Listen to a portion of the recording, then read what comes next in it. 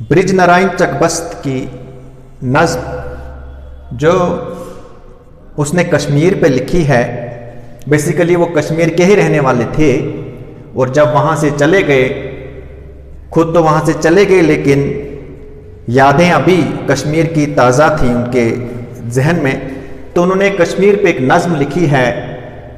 तो ये कुछ मंज़र बयां कर रहे हैं, जिसका पहला बंद है वो सुबह के कौसार के फूलों का महकना।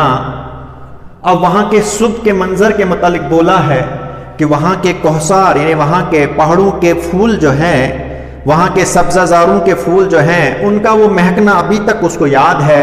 वो जाड़ियों की आड़ में चिड़ियों का चहकना, यानी जाड़ियों के पीछे चिड़ियाँ चहकती थी और वो बड़ी खूबसूरत बोली हुआ करती थी जो बड़ी सूथिंग थी उनके कानों के लिए, वो याद आ रहा है। गर्दों पे शफक कोह पर लाले का महकना, यानी जिस वक्त सूरज निकलता है वो जर्द किस्म की रोशनी फैला देता है पहाड़ों पे, वो सुनहरी पहाड़ों की वो खूबसूरत फजा उसको याद आ रही है।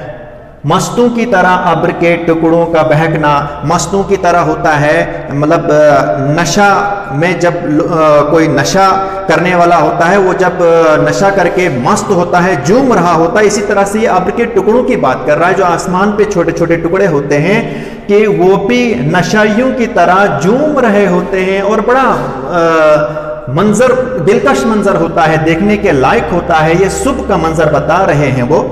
हर फूल की जुम्बिश से आया नाज परी का, कहते हैं कि फूल जो हल्की हल्की हरकत करते हैं, बादे सबा जो उनको जो गुदगुदाती है, उन फूलों से परियों की जैसी हरकतें महसूस होती हैं, यानी जैसे परियां नाच रही होती हैं कश्मीर के बागों में। चलना वो दबे पाँव नसीम सहरी का, यानी जब नसीम सहरी यानी सुबह की हवा उन फूलों के बीच से चलती है तो उनके चलने से जो फूल हिलते हैं, हरकत में आ जाते हैं, तो ऐसा लगता है जैसे परियां नाच रही होती हैं। तो आइए इसके दूसरे बंद पे, वो ताइर कौसार लबे चश्मे कौसार। अब ताइर कौसार होता है पहाड़ों के परिंदे और लबे चश्मे कौसार, चश्मा होता है वो छोटी छोटी नदियां, वो चश्मे, वो स्प्रिंग्स। असल में ये स्प्रिंग्स होते हैं जिनको आप वो पानी के वो ज़ख़ीरे होते हैं, उनके किनारे पे आकर वो उन तायरों की, उन परिंदों की बोली बड़ी खूबसूरत लगती है उस वक्त।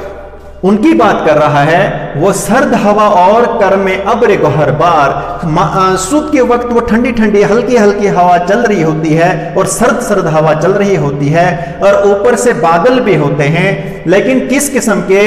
अब कर में अब्र गौहर बार, यानी कि ऐसे अब्र होते हैं, ऐसे बादल होते हैं जो करम के मोती बरसाते हैं, जो मेहरबानी के मोती बरसाते हैं। वो